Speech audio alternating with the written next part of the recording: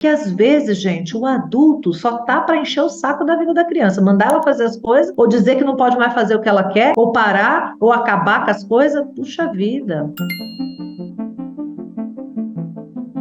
Olá, Isa Minatel aqui, tamo junto, gente querida! Vamos compartilhar mais casos e perguntas que as pessoas me mandam e que pode ser útil para a sua vida também, viu? Bora lá! Isa, tenho muita dificuldade em fazer meu filho me obedecer. Ele costuma ser muito insistente e até parece, para quem está de fora, que eu acabo cedendo, mas isso não ocorre. O que acontece é que eu acabo perdendo a paciência mesmo e não cedo. O que fazer para que meu filho seja mais receptivo aos meus comandos? Bom, nesse caso, a gente precisa entender, de acordo também com a faixa etária da criança, tá? Aqui não ficou clara a faixa etária, vou ver o que a gente consegue de generalizações, tá? Existe uma coisa nessa pergunta que eu quero trazer para a gente refletir, que é o paradigma, né? O paradigma da obediência. O que eu faço ou tenho muita dificuldade em fazer meu filho me obedecer? A pergunta começa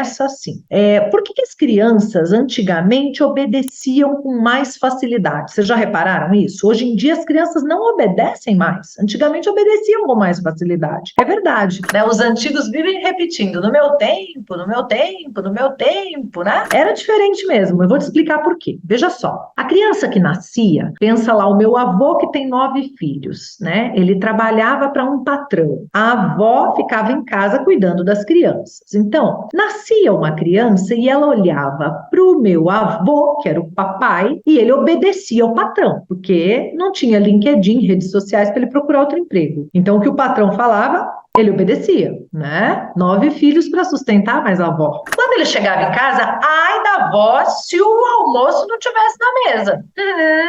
Ficava bravo. E a avó obedecia ao vô. Então a criança chegava e via: o pai obedece o patrão, a mãe obedece o pai, a criança obedece o adulto. Pronto, ele entrava no esquema. Mesmo alguns de temperamentos mais fortes demoravam um pouco, e aí antigamente também era na chincha, então castigo, cintada, palmada, enfim, até que também a criança passava a ser obediente. Hoje em dia, as leis trabalhistas mudaram, o mercado mudou, os meios de comunicação mudaram, os homens não obedecem mais os patrões. Se não está bom, eles procuram outros empregos. As mulheres também não têm mais tantos filhos, entraram no mercado de trabalho e, portanto, também não obedecem mais aos seus maridos. Se não está bom, elas buscam outras possibilidades, inclusive de relacionamentos. Então, a criança que nasce no mundo de hoje, ela não tem na estrutura da sociedade o paradigma da obediência. Ela olha, o pai não obedece ninguém, a mãe não obedece ninguém, por que ela tem que obedecer? Então, sim, a criança de hoje em dia nasce numa estrutura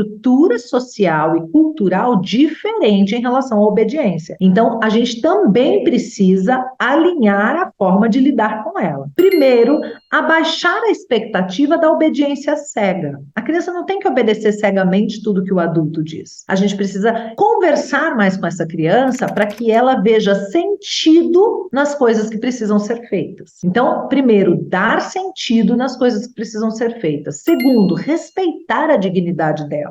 Ouvir, interessar-se por elas, desenvolver vínculo, ser próximo da criança como alguém que gosta dela de verdade e que não fica só o tempo inteiro dando ordem, botando limite, falando que acabou a hora disso, mandando ir para aquele outro ponto, fazer aquela outra coisa. Que às vezes, gente, o adulto só tá para encher o saco da vida da criança, mandar ela fazer as coisas ou dizer que não pode mais fazer o que ela quer, ou parar, ou acabar com as coisas. Puxa vida, né? Então, estar com ela de outra forma, criar vínculo de verdade, ter interesses em comum, quer ser interessante, seja primeiro interessado, né? E desenvolver. Então, dar sentido nas coisas que a criança precisa fazer, desenvolver um vínculo bom com ela, e aí as outras coisas que podem ajudar, criar uma rotina, né? De forma que a criança participe da criação dessa rotina, cola lá na parede, você vai mediando a criança com a sua rotina, com aquilo que ela precisa fazer fazer e viver. Você pode usar historinhas, usar brincadeiras, usar musiquinhas, que é o idioma da criança, o BIM, brincadeira, historinha, musiquinha. E você vai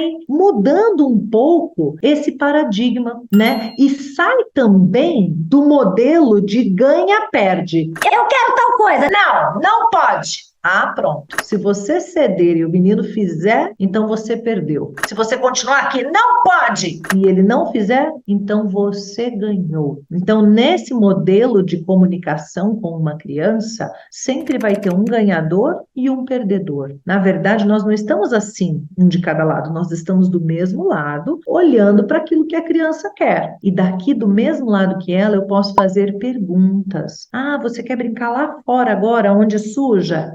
E que horas são, meu filho? E aonde a gente vai ainda hoje, hein? E que roupa você já está? Você já tomou banho? E quanto tempo leva até chegar nesse lugar, hein? Então você vai construindo com a criança um raciocínio. Brincar lá fora agora, eu já tomei banho, eu vou para tal lugar, leva tanto tempo para chegar, não dá tempo de brincar lá fora agora. Então que horas a gente pode brincar lá fora, hein? E você ajuda a criança a aprender. Você faz as análises com a criança que você faz na sua cabeça para dizer, não pode brincar lá fora agora que não dá tempo. Você já tá com a roupa que nós vamos sair pro evento. Então você constrói com a criança. Isso é mais respeitoso e muito mais educativo, porque a criança aprende a pensar, aprende a tomar decisões, aprende a calcular as coisas, a entender, e aí a coisa fica muito melhor. Então, o que fazer para o meu filho ser mais receptivo aos meus comandos? É não dar comandos, conversar mais, dar sentido para as ações dele, criar rotina, criar vínculo e fazer muito mais perguntas, né? Para que ele vá chegando às conclusões que são cabíveis em cada situação, em cada momento. Muito diferente, né? Faz todo sentido fazer dessa forma quando a gente tem uma relação respeitosa, quando a gente quer ter uma relação respeitosa, né, com a criança. E isso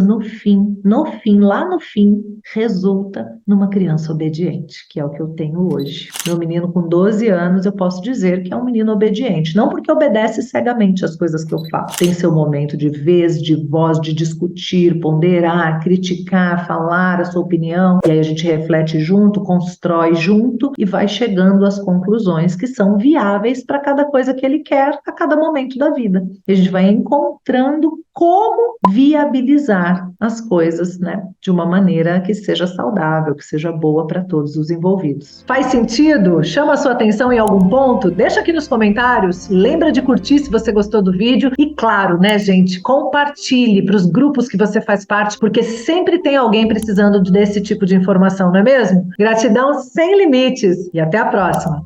Tchau!